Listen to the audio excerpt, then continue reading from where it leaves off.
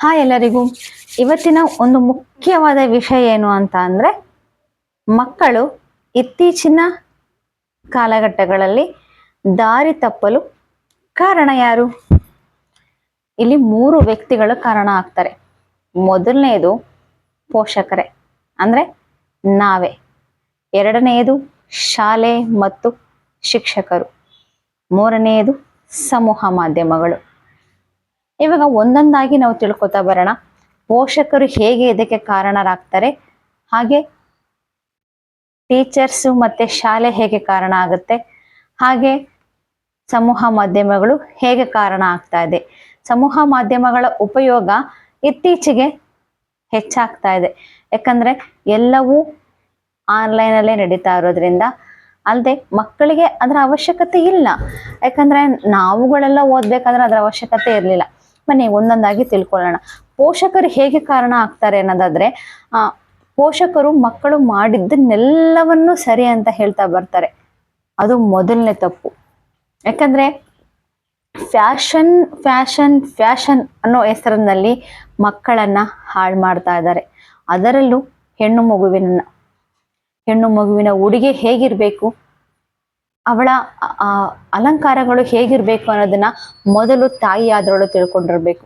ಯಾಕಂದ್ರೆ ಅವ್ರು ಅನ್ಕೋತಾರೆ, ನಿಮಗೆ ಗೊತ್ತಿದೆಯೋ ಗೊತ್ತಿಲ್ಲ, ನನಗೆ ಅರ್ಥ ಆಗ್ತಾ ಇಲ್ಲ. ಮೊನ್ನೆ ನೀವು ಕುಂಭಮೇಳದಲ್ಲಿ ನೋಡಿದ್ರೆ ಅಷ್ಟು ಜನ ಫಾರಿನ್ ಲೇಡೀಸು ಹಿಂದೂ ಸಂಸ್ಕೃತಿಯನ್ನು ಆಚರಿಸ್ತಾ ಇದ್ರು. ಅವ್ರಿಗೆ ಗೊತ್ತಾಗಿದೆ ಏನು ಅಂತೇಳಿ, ಹೇಗೆ ನಾವು ಇರಬೇಕು ಅನ್ನೋದನ್ನ ಅವರು ನಮ್ಮಿಂದ ತಿಳ್ಕೊಂಡಿದ್ದಾರೆ. ನಮ್ಮ ಉಡುಗೆ ತೊಡುಗೆಗಳನ್ನ ಅವರು ಅನುಸರಿಸ್ತಾ ಇದ್ದಾರೆ. ಆದ್ರೆ ಈ ಫ್ಯಾಷನ್ ಅನ್ನೋ ವಿಷಯದಲ್ಲಿ ತಂದೆ ತಾಯಿಗಳು ಮಕ್ಕಳನ್ನ ದಾರಿ ತಪ್ಪಿಸ್ತಾ ಇದ್ದಾರೆ. ನನ್ನ ಮಗು ಈ ರೀತಿಯ ಬಟ್ಟೆ ಹಾಕಿದ್ರೆ ಅವಮಾನ, ನನ್ನ ಮಗು ಶಾರ್ಟ್ಸ್ ಬಟ್ಟೆ ಹಾಕ್ಬೇಕು, ನನ್ನ ಮಗು ತೋಳಿಲ್ದಿರೋ ಬಟ್ಟೆ ಹಾಕ್ಬೇಕು, ನನ್ನ ಮಗು ಪಾರ್ಟಿಗೆ ಹೋಗ್ಬೇಕು. ಯಾಕೆ ಅಂದ್ರೆ ಪೋಷಕರೇ ಪಾರ್ಟಿಗೆ ಹೋಗ್ತಾರೆ. ಇನ್ನು ಮಕ್ಕಳಿಗೆ ಇನ್ನೇನು ಬುದ್ಧಿ ಕಲಿಸ್ತಾರೆ?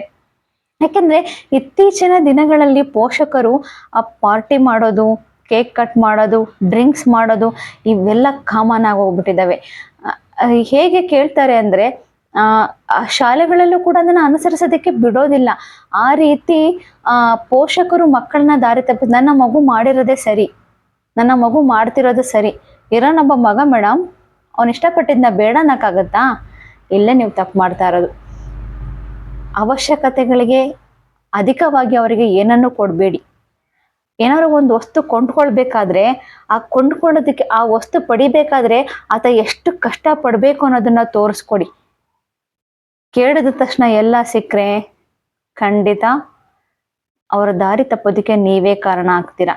ಯಾಕಂದ್ರೆ ಎಲ್ಲದಕ್ಕೂ ಮೊಬೈಲ್ಗಳನ್ನ ಕೊಡೋದು, ಊಟ ಮಾಡ್ಲಿಕ್ಕೆ ಮೊಬೈಲ್ಗಳನ್ನ ಕೊಡೋದು, ಇವೆಲ್ಲವುಗಳು ಮಕ್ಕಳು ದಾರಿ ತಪ್ಪೋದಕ್ಕೆ ಕಾರಣಕರ್ತರು ನೀವೇ ಮತ್ತು ನೀವೇ. ಮೂಲ ಪೋಷಕರೇ ಕಾರಣ. ಮೊದಲು ಹೆಣ್ಣು ಮಗುವಿಗಾಗ್ಲಿ ಗಂಡು ಮಗುವಿಗಾಗ್ಲಿ ನಮ್ಮ ಸಂಸ್ಕೃತಿಯನ್ನ ಹೇಳ್ಕೊಡಿ, ನಮ್ಮ ಸಂಸ್ಕಾರವನ್ನ ಹೇಳ್ಕೊಡಿ, ನಮ್ಮ ನಾಡಿನ ಸೊಗಡನ್ನ ಹೇಳ್ಕೊಡಿ. ಅದ್ ಬಿಟ್ಬಿಟ್ಟು ಆ ಫ್ಯಾಷನ್ ಹೇಗಿರ್ಬೇಕು ಅಂದ್ರೆ, ಫ್ಯಾಷನ್ ಇರೋದು ಮುಖದಲ್ಲಿ, ನಾವು ಹಾಕೋ ಡ್ರೆಸ್ಸಲ್ಲಿ ಅಲ್ಲ ಮೇಡಮ್. ಇಲ್ಲಿ ಫ್ಯಾಷನ್ ಹೇಳ್ಕೊಡಿ. ಇಲ್ಲಿ ಫ್ಯಾಷನ್ ಹೇಳ್ಕೊಟ್ಟಾಗ ಆ ಫ್ಯಾಷನ್ ಎಲ್ಲರೂ ಗೆದ್ಕೊಂಡು ಬರುತ್ತೆ. ನೀವು ಬರೀ ಬಟ್ಟೆಯಲ್ಲಿ, ಅಲಂಕಾರಗಳಲ್ಲಿ ಫ್ಯಾಷನ್ ಹುಡ್ಕೋಕ್ ಹೋದ್ರೆ ದಯವಿಟ್ಟು ನಿಮ್ಮ ಮಗುವಿನ ಅವನತಿಗೆ ನೀವೇ ಕಾರಣ. ನೀವೇ, ಇನ್ಯಾರೂ ಕಾರಣ ಅಲ್ಲ. ಮನೆಯೇ ಮೊದಲ ಪಾಠಶಾಲೆ, ತಾಯಿ ತಾನೇ ಮೊದಲ ಗುರು ಅಂತ. ತಾಯಿ ಏನು ಹೇಳ್ಕೊಟ್ಟಿರ್ತಾಳೋ ಅದನ್ನ ಆ ಮಗು ಶಿರಸ ವಹಿಸಿ ಪಾಲಿಸುತ್ತೆ. ಇದು ಸರಿ ಅಂದ್ರೆ ಇದನ್ನ ಸರಿ ಅನ್ನತ್ತೆ, ಇದು ತಪ್ಪು ಅಂದ್ರೆ ಇದನ್ನ ತಪ್ಪು ಅನ್ನತ್ತೆ. ಪೋಷಕರು ತಮ್ಮ ಮಕ್ಕಳನ್ನ ಅವರೇ ದಾರಿ ತಪ್ಪಿಸ್ತಾ ಇದ್ದಾರೆ. ಒಂದು ಸಂಸ್ಕಾರ ಹೇಳ್ಕೊಡ್ತಾ ಇಲ್ಲ. ಒಂದು ಊಟದ ವಿಷಯಗಳಲ್ಲೂ ಕೂಡ ಅವ್ರು ಕೇಳಿದ್ದನ್ನೆಲ್ಲ ಇದನ್ನೆಲ್ಲ ಬಿಟ್ಬಿಡಿ. ಆರೋಗ್ಯಕರವಾದ ತಿನಿಸುಗಳನ್ನ ತಿನ್ನಿಸಿ, ಉತ್ತಮವಾದದನ್ನ ಹೇಳ್ಕೊಡಿ. ಮೊದಲು ನೀವು ಪಾರ್ಟಿ ಮಾಡೋದನ್ನ ಬಿಡಿ, ನೀವು ಉತ್ತಮವಾದ ಬಟ್ಟೆಯನ್ನ ಹಾಕಿ. ಆ ನಂತರ ಮಗು ಆಟೋಮೆಟಿಕ್ ಆಗಿ ಕಲಿಯುತ್ತೆ. ನೀವೇನಾದ್ರು ಬೈಕೊಳ್ಬೋದು, ಇವಳಿಗೇನು ಮಾಡ್ರನ್ ಅಂತೇಳಿ. ಯಾವ್ದ್ರಿ ಮಾಡ್ರನ್ನು? ಇದು ಮಾಡ್ರನ್ ಅಲ್ಲ. ನಿಮ್ಮ ಮಗುವಿನ ಸಂಸ್ಕಾರವನ್ನ ನೀವು ಮರ್ಡರ್ ಮಾಡ್ತಿದ್ದೀರಾ, ಮಾಡ್ರನ್ ಅಲ್ಲ ಇದು. ಇನ್ನು ಎರಡನೇದಾಗಿ ಶಾಲೆಗಳು ಮತ್ತೆ ಶಿಕ್ಷಕರು. ಶಿಕ್ಷಕರು ಹೇಗಿರ್ಬೇಕು ಅಂದ್ರೆ ನೋಡಿದ ತಕ್ಷಣ ಈ ಕೈ ಮುಗಿಯಾಗಿರ್ಬೇಕು, ನೋಡಿದ್ರೆ ಹೀಗ್ ಅನ್ನೋ ಹಾಗಿರ್ಬಾರ್ದು. ಈಗಿನ ಕಾಲದ ಶಿಕ್ಷಕರು ಹಾಗಿದ್ದಾರೆ. ಹೇಗಾಗಿದೆ ಅಂದ್ರೆ ಲಿಫ್ಟಿಗೆ ಹಚ್ಕೊಳ್ದಲೆ ಹಣೆಗೆ ಕುಂಕುಮ ಇಟ್ಕೊಂಡು ಉತ್ತಮವಾಗಿ ಹೋಗುವಂತಹ ಟೀಚರ್ಸ್ನ ಮಕ್ಕಳು ಇಷ್ಟನೇ ಪಡೋದಿಲ್ಲ. ಆ ಸ್ಥಿತಿಗೆ ಬಂದ್ಬಿಟ್ಟಿದೆ. ನೀವು ನೀವು ಶಾಲೆಗೆ ಹೋಗ್ತಾ ಇರೋದು ಮಕ್ಕಳಿಗೆ ಪಾಠ ಹೇಳ್ಕೊಡ್ಲಿಕ್ಕೆ, ನಮ್ಮ ಅಲಂಕಾರವನ್ನ ತೋರಿಸ್ಲಿಕ್ಕಲ್ಲ. ಇಷ್ಟು ಉದ್ದ ಕಿವಿಗಳನ್ನ ಹಾಕೊಂಡು, ಆ ಲಿಫ್ಟಿಕ್ ಹಾಕೊಂಡು, ಕಣ್ಣಿಗೆ ಕಾಡಿಗೆ ಹಾಕೊಂಡು ಇರಿಟೇಟ್ ಅನ್ಸುತ್ತೆ. ಅದೆಲ್ಲ ಸಂಸ್ಕಾರ. ಶಿಕ್ಷಕರಾದ್ರೆ ಹೇಗಿರ್ಬೇಕು? ಸಾವಿತ್ರಿಬಾಯಿ ಪುಲೆ ತರ ಇರಬೇಕು, ಕಸ್ತೂರಿ ಬಾ ತರ ಇರಬೇಕು, ಸುಧಾ ಮೂರ್ತಿ ತರ ಇರಬೇಕು. ಕೈ ಎತ್ತಿ ಮುಗಿಯೋ ತರ ಇರಬಾರ್ದು, ಕೈ ಇಡೋಣ ಅನಿಸ್ಬಾರ್ದು. ಆ ರೀತಿ ಇರಬೇಕು ಒಬ್ಬ ಗುರುಗಳಾದವರು. ಇನ್ನು ಶಾಲೆ ಅಷ್ಟೇ. ಶಾಲೆಗೆ ಏನ್ ಭಯ ಅಂದ್ರೆ, ಏನಾದ್ರು ರಿಸ್ಟ್ರಿಕ್ಷನ್ ಹಾಕ್ಬಿಟ್ರೆ ಎಲ್ಲಿ ನಮ್ಮ ಶಾಲೆಯಿಂದ ಆ ಮಗು ಹೊರಟೋಗುತ್ತೋ. ತಾತ್ಕಾಲಿಕವಾಗಿ ಮಕ್ಕಳು ಸೇರ್ತಾರೆ, ಬಟ್ ಅದು ಅತಿರೇಕಕ್ಕೆ ಹೋಗ್ತಾ ಹೋಗ್ತಾ ಹೋಗ್ತಾ ಶಾಲೆ ಹೆಸರನ್ನು ಕೂಡ ಕೆಡುತ್ತೆ. ಹೇಗಾಗಿದೆ ಅಂದ್ರೆ, ಆ ಫ್ಯಾಷನ್ ಆಗಿ ಹೋಗಿರೋರ ಹತ್ರನೇ ಎಲ್ಲ ಇರುತ್ತೆ ವಿದ್ಯೆ ಇರುತ್ತೆ ಅನ್ಕೊಂಡಿದ್ದಾರೆ.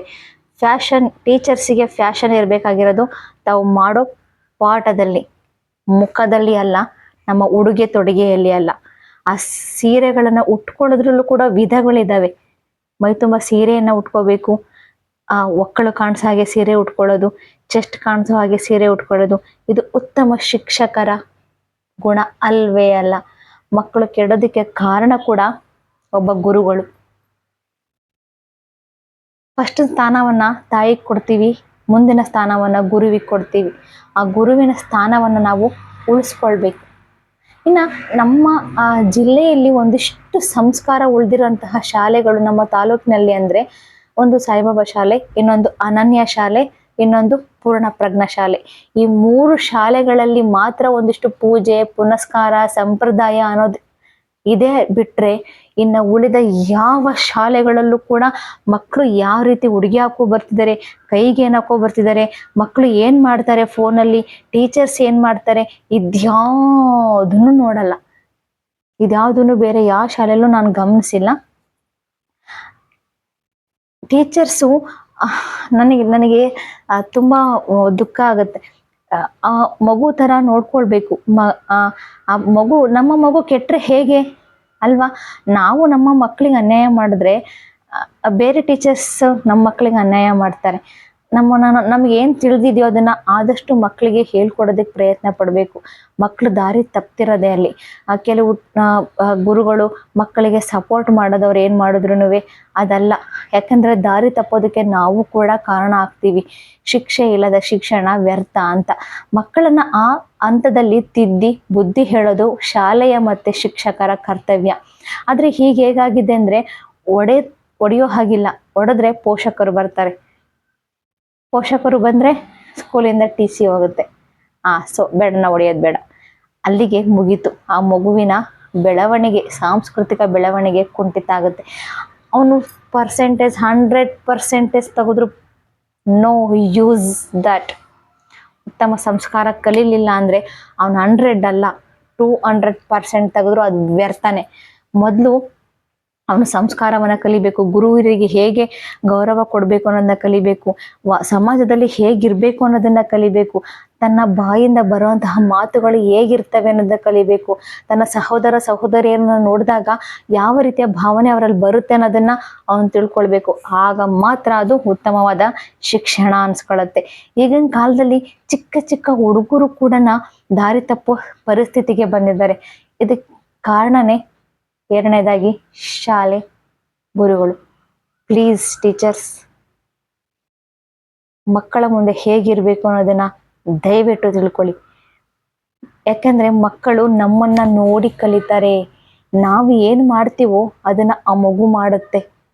ನಾನು ತುಟಿಗೆ ಬಣ್ಣ ಬಳ್ಕೊಂಡ್ ಬಂದ್ರೆ ಆ ಮಗು ಹೇಳೋ ರೈಟ್ಸ್ ನಮಗಿರಲ್ಲ. ನಾನು ಹೇಗ್ ಬೇಕಾಗಿ ಸ್ಯಾರಿಯನ್ನ ಉಟ್ಕೊಂಡ್ರೆ ಆ ಮಗುಗೆ ನೀನ್ ನೆಟ್ಟಿಗೆ ಬಟ್ಟೆ ಹಾಕೊಂಬಾರೋ ಅಂತ ಹೇಳೋ ರೈಟ್ಸ್ ನನಗಿರಲ್ಲ. ಮೊದಲು ನಾವು ಸರಿ ಹೋಗ್ಬೇಕು. ನಾವು ಸರಿ ಹೋಗದ ಹೊರತು ಉತ್ತಮವಾದ ಪ್ರಜೆಗಳನ್ನು ನಿರ್ಮಾಣ ಮಾಡೋದು ತುಂಬ ಕಷ್ಟ ಆಗುತ್ತೆ. ಈಗಿನ ಕಾಲ ಆಗ್ತಿರೋದೇ ಹಾಗೆ. ಫ್ಯಾಷನ್ನ ಬುದ್ಧಿವಂತಿಕೆಯಲ್ಲಿ ಮಕ್ಕಳಿಗೆ ಹೇಗೆ ಹೇಳ್ಕೊಡ್ತೀವಿ ಅನ್ನೋದನ್ನ ನೋಡ್ತಾ ಇಲ್ಲ. ಟೀಚರ್ಸ್ ಎಷ್ಟು ಚೆನ್ನಾಗಿದ್ದಾರೆ, ಬೆಳ್ಳಗಿದ್ದಾರಾ, ಫ್ಯಾಷನ್ ಆಗಿದ್ದಾರಾ, ಎಂಥ ಕಿವಿ ಓಲೆ ಹಾಕ್ತಾರೆ, ಕೂದಲು ಬಿಟ್ಕೊ ಬರ್ತಾರ, ಇವು ಇವು ಮ್ಯಾಟರ್ ಆಗುತ್ತೆ ಸ್ಕೂಲ್ಗಳಲ್ಲಿ. ದಯವಿಟ್ಟು ಅದನ್ನ ಬದಲಾಯಿಸೋ ಪ್ರಯತ್ನ ಪಡಿ. ಇನ್ನು ಮೂರನೇದು ಸಮೂಹ ಮಾಧ್ಯಮಗಳು. ನಾನು ಮತ್ತೆ ಇಲ್ಲಿ ಸ್ಕೂಲಿಗೇನೆ ಬರಬೇಕಾಗುತ್ತೆ. ಹೌದು, ಲಾಕ್ಡೌನ್ ಟೈಮಲ್ಲಿ ಅವಶ್ಯಕತೆ ಇತ್ತು, ಫೋನಿಂದು ಬಳಸ್ಕೊಂಡ್ವಿ. ಬಟ್ ಕೆಲವೊಂದು ಆ್ಯಪ್ಗಳು ಶುರುವಾಗಿದ್ದಾವೆ. ಇವಾಗ ಬೈಜೂಸ್ ಅಂತ ಆ್ಯಪ್ ಇರ್ಬೋದು, ಅಥವಾ ನಾವು ಕಟ್ಟಿ ಎಲ್ಲವನ್ನು ಓದೋ ರೀತಿ ಮಾಡ್ತೀವಿ ಅನ್ನೋದಿರ್ಬೋದು. ಇವೆಲ್ಲವೂ ಕೂಡ ಆನ್ಲೈನಲ್ಲಿ ನಾವು ಸಂಗೀತ ಹೇಳ್ಕೊಡ್ತೀವಿ, ಆನ್ಲೈನಲ್ಲಿ ಟೈಲರಿಂಗ್ ಹೇಳ್ಕೊಡ್ತೀವಿ, ಆನ್ಲೈನಲ್ಲಿ ನಾವು ಗಿಟಾರ್ ಬಾರ್ಸೋದು ಹೇಳ್ಕೊಡ್ತೀವಿ. ಇವೆಲ್ಲವೂ ಕೂಡ ಮಕ್ಕಳ ದಾರಿ ತಪ್ಪೋದಕ್ಕೆ ಕಾರಣ ಖಂಡಿತ ಆಗುತ್ತೆ. ದಯವಿಟ್ಟು ಆನ್ಲೈನಲ್ಲಿ ನಡೆಯುವಂತಹ ಯಾವುದೇ ಆ್ಯಪ್ಗಳಲ್ಲಿ ದಯವಿಟ್ಟು ಶಾಲೆಯನ್ನು ನಡೆಸಬೇಡಿ. ಯಾಕಂದರೆ ಮಗು ಏನು ಮಾಡುತ್ತೆ, ಇವಾಗ ಎನಿ ಟೈಮ್ ಪೇರೆಂಟ್ಸ್ ಮನೇಲಿ ಇರಲ್ಲ ಅಲ್ವಾ. ಮಗುಗೆ ಫೋನ್ ಕೊಟ್ಬಿಟ್ಟಿರ್ತಾರೆ, ಆ ಮಗು ನೋಡ್ತಾ ಇರುತ್ತೆ. ಮಧ್ಯೆ ಯಾವುದೋ ಒಂದು ಅಡ್ವರ್ಟೈಸ್ ಬಂದೇ ಬರುತ್ತೆ ಕಣ್ರಿ. ನಾವು ಏನೇ ಮಾಡಿದ್ರು ಅಡ್ವರ್ಟೈಸ್ಮೆಂಟ್ ತಡ್ಕೊಳಕ್ಕಾಗಲ್ಲ. ಒಂದು ಚಾಕ್ಲೇಟ್ ಅಡ್ವರ್ಟೈಸ್ಮೆಂಟ್ ಬಂತು ಅಂದರೆ ಹೋಗ್ಲಿ ಬಿಡು, ಅದು ಯಾವ ಚಾಕ್ಲೇಟ್ ಅಂತ ಮಗುಗೆ ಗೊತ್ತಿರುತ್ತೆ, ಕ್ಯೂರಿಯಾಸಿಟಿ ಇರಲ್ಲ. ಆದರೆ ಅಲ್ಲಿ ಅನೈತಿಕವಾದಂತಹ ಕೆಲವು ವಿಡಿಯೋಸ್ಗಳು ಬರ್ತಾ ಇರ್ತವೆ. ಮಗುಗೆ ಕ್ಯೂರಿಯಾಸಿಟಿ ಜಾಸ್ತಿ ಆಗುತ್ತೆ. ಯಾಕಂದರೆ ಮಗು ಸೈಕಾಲಜಿ ಹೇಗಿರುತ್ತೆ ಅಂದರೆ, ಇದನ್ನ ಯಾಕೋ ಪದೇ ಪದೇ ತೋರಿಸ್ತಾ ಇದ್ದಾರಲ್ಲ, ಇದರಲ್ಲಿ ಏನಿರ್ಬೋದು ಅನ್ನೋ ಕ್ಯೂರಿಯಾಸಿಟಿ ಜಾಸ್ತಿ ಇರುತ್ತೆ. ಆಗ ಮಗು ಏನು ಮಾಡುತ್ತೆ, ಅದನ್ನ ಓಪನ್ ಮಾಡಿ ನೋಡುತ್ತೆ. ಮಗು ಬೆಳೆಯೋ ಹಂತದಲ್ಲಿರುತ್ತೆ, ಹಾರ್ಮೋನ್ಸ್ಗಳು ಬೆಳೀತಾ ಇರುತ್ತೆ. ಮಗು ಖಂಡಿತ ದಾರಿ ತಪ್ಪುತ್ತೆ. ನೀವು ಅಂದ್ಕೋಬೋದು, ಅವ್ನು ನೋಡಿದ್ರೆ ನನಗೆ ಗೊತ್ತಾಗುತ್ತೆ ಅಂತ. ಈಗ ಫಾಸ್ಟ್ ಆಗಿದೆ ಮೇಡಮ್, ಇವಾಗ ಫಾಸ್ಟ್ ಆಗಿದೆ. ಮಗುಗೆ ಹೇಗೆ ನೋಡೋದು ಗೊತ್ತು, ಡಿಲೀಟ್ ಹೇಗೆ ಮಾಡೋದು ಅಂತಲೂ ಗೊತ್ತು. ದಯವಿಟ್ಟು ನಿಮ್ಮ ಮಕ್ಕಳನ್ನ ನೀವೇ ದಾರಿ ತಪ್ಪಿಸ್ಬೇಡಿ. ಶಾಲೆಗಳಿಗೂ ಹೇಳ್ತಾ ಇದ್ದೀನಿ, ಯಾವುದೇ ಆನ್ಲೈನಲ್ಲಿ ಮಾಡತಕ್ಕಂತಹ ತರಗತಿಗಳ ಆ್ಯಪ್ಗಳನ್ನ ತಗೋಬೇಡಿ. ಯಾಕಂದರೆ ಅದರಲ್ಲಿ ನೋ ಯೂಸ್. ನಾವು ಮುಖಾಮುಖಿಯಾಗಿ ಹೇಳೋದೇ ಮಕ್ಳಿಗೆ ಗೊತ್ತಾಗಲ್ಲ ಅಂದರೆ ಇನ್ನು ಆ ಮೊಬೈಲಲ್ಲಿ ಇರೋದು ಏನ್ರಿ ಗೊತ್ತಾಗುತ್ತೆ. ಏನೋ ತುಂಬ ನೆಸೆಸಿಟಿ ಇದ್ದರೆ ಪರವಾಗಿಲ್ಲ. ಆದರೆ ವರ್ಷ ಪೂರ್ತಿ ಆ ಫೋನಲ್ಲೇ ವ್ಯವಹಾರಗಳಾದರೆ ಅದು ಅಸಮಂಜಸನೇ. ಅದು ಸಮಂಜಸ ಅಲ್ವೇ ಇಲ್ಲ. ನಮ್ಮ ಮಕ್ಕಳು ದಾರಿ ತಪ್ಪೋದಕ್ಕೆ ಕಾರಣ ಅದೇ, ಮೇನ್ ಕಾರಣ ಅದೇ ಆಗುತ್ತೆ. ದಯವಿಟ್ಟು ಹೇಳ್ತಾ ಇದ್ದೀನಿ, ಏನೂ ಫೋನನ್ನು ಬಳಸ್ಕೊಳ್ದೆ, ಯಾವ ಆ್ಯಪ್ಗಳನ್ನ ಬಳಸ್ಕೊಳ್ದೇ ರೀತಿ ಶಿಕ್ಷಣವನ್ನು ನೀಡಿ.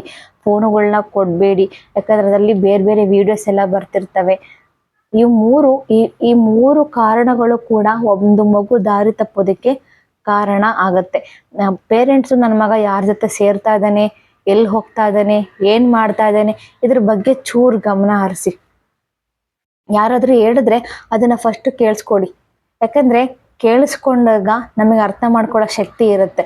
ಯಾಕಂದ್ರೆ ನಾವು ಏನು ಹೇಳಿದ್ದನ್ನು ಫಸ್ಟ್ ಕೇಳಿಸ್ಕೊಳ್ಬೇಕಂತೆ, ಆಮೇಲೆ ಮಾತಾಡಬೇಕು. ಇವಾಗ ಹೆತ್ತರಿಗೆ ಹೆಗಣ ಮುದ್ದು ಅದು ಗೊತ್ತು. ಆದರೆ ಒಂದು ಸಲ ಆಲಿಸಿ, ಏನಿರ್ಬೋದು ಪರೀಕ್ಷೆ ಮಾಡಿ ನೋಡೋಣ ಅಂತೇಳಿ. ಪರೀಕ್ಷೆ ಮಾಡಿದ್ರಲ್ಲಿ ಏನಿಲ್ವಲ್ಲ, ಪರೀಕ್ಷೆ ಮಾಡಿದ್ರೆ ನಿಮ್ಮ ಮಗ ಉತ್ತಮ ಅಂತ ನಮಗೆ ಗೊತ್ತಾಗುತ್ತೆ. ಇಲ್ವಾ, ನನ್ನ ಮಗಳು ಉತ್ತಮ ಅಲ್ಲ ಅಂತ ಗೊತ್ತಾಗುತ್ತೆ. ಅವಾಗ ನನ್ನ ಮಗಳನ್ನ ಸರಿಪಡಿಸ್ಕೊಳ್ಳೋ ದಾರಿ ಕೂಡ ನಮಗೆ ಸಿಗುತ್ತೆ. ಆದ್ದರಿಂದ ಪೋಷಕರು, ಗುರುಗಳು, ಸಮೂಹ ಮಾಧ್ಯಮಗಳು, ಇವು ಮೂರು ಕೂಡ ಮಕ್ಕಳ ದಾರಿ ತಪ್ಪೋದಕ್ಕೆ ಮುಖ್ಯ ಕಾರಣ ಆಗಿದ್ದಾವೆ. ದಯಮಾಡಿ ಈ ಮೂರು ಸರಿ ಹೋದರೆ ಮಕ್ಕಳು ಸರಿಯಾದ ದಾರಿಯಲ್ಲಿ ನಡೀತಾರೆ. ಈಗ ಹೇಗಾಗಿದೆ ಪ್ರಪಂಚ ಅಂದರೆ, 1ನೇ ಕ್ಲಾಸ್, 2ನೇ ಕ್ಲಾಸ್, 3ನೇ ಕ್ಲಾಸ್, 4ನೇ ಕ್ಲಾಸ್ ಮಕ್ಕಳೇ ಈ ಪ್ರೀತಿ ಪ್ರೇಮ ಏನಂತಾನೆ ಗೊತ್ತಿಲ್ಲ, ಅದರ ಅಟ್ರಾಕ್ಷನ್ಗೆ ಬಲಿಯಾಗ್ತಿದ್ದಾರೆ. ಕಾರಣ ಸಮೂಹ ಮಾಧ್ಯಮ.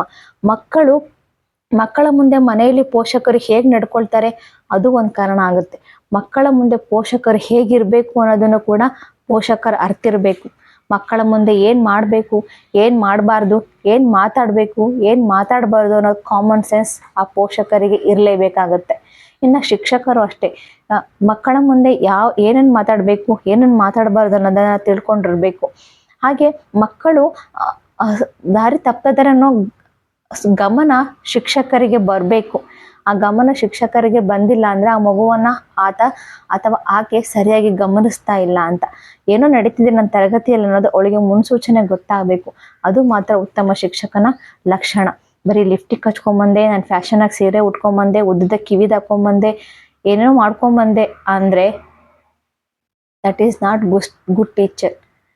ತನಗೆ ತಿಳಿದಿರತಕ್ಕಂತಹ ನಾಲೆಡ್ಜ್ನ ಮಕ್ಕಳಿಗೆ ಯಾವ ರೀತಿ ಹೇಳ್ಕೊಡ್ಬೇಕು, ಯಾವ ರೀತಿ ಹೇಳ್ಕೊಟ್ರೆ ಆ ಮಗು ಉತ್ತಮ ಮನುಷ್ಯನಾಗುತ್ತೆ ಅಂತ ಹೇಳ್ಕೊಡೋದಿದೆಯಲ್ಲ, ಅದು ನಿಜವಾದ ಫ್ಯಾಷನ್. ನಾವು ಮುಖಕ್ಕೆ ಮೈಗೆ ಮಾಡ್ಕೊಳ್ಳೋ ಮೇಕಪ್ ಅಲ್ಲ ಫ್ಯಾಷನ್. ಇಷ್ಟು ಅರ್ಥ ಆಗಿದೆ ಅನ್ಕೊಳ್ತೀನಿ. ಈ ಮೂರು ಸರಿ ಹೋದ್ರೆ ಮಗು ಕೂಡ ಒಂದು ಉತ್ತಮ ಸಮಾಜದ ವ್ಯಕ್ತಿಯಾಗಿ ಬದಲಾಗುತ್ತೆ. ಏನು ಬೇಡ ಕಣ್ರಿ, ಕುಂಭಮೇಳದಲ್ಲಿ ಫಾರಿನ್ ರಿಟರ್ನ್ಸ್ ಬಂದು ಆ ಶ್ಲೋಕಗಳನ್ನ, ನಮ್ಮ ಸಂಸ್ಕೃತಿಯನ್ನು ಆಚರಿಸದಾರು ನೋಡ್ಬಿಟ್ಟು ಪೋಷಕರು ತಮ್ಮ ಮಕ್ಕಳ ದಾರಿಯನ್ನ ತಪ್ಪಿಸ್ದೆ ಆ ದಾರಿಯಲ್ಲಿ ನಡ್ಕೊಂಡು ಹೋಗೋ ರೀತಿ ಮಾಡಿ. ಇದು ನನ್ನ ಕಳಕಳಿಯ ಪ್ರಾರ್ಥನೆ ನಿಮ್ಮಲ್ಲಿ. ಧನ್ಯವಾದಗಳು.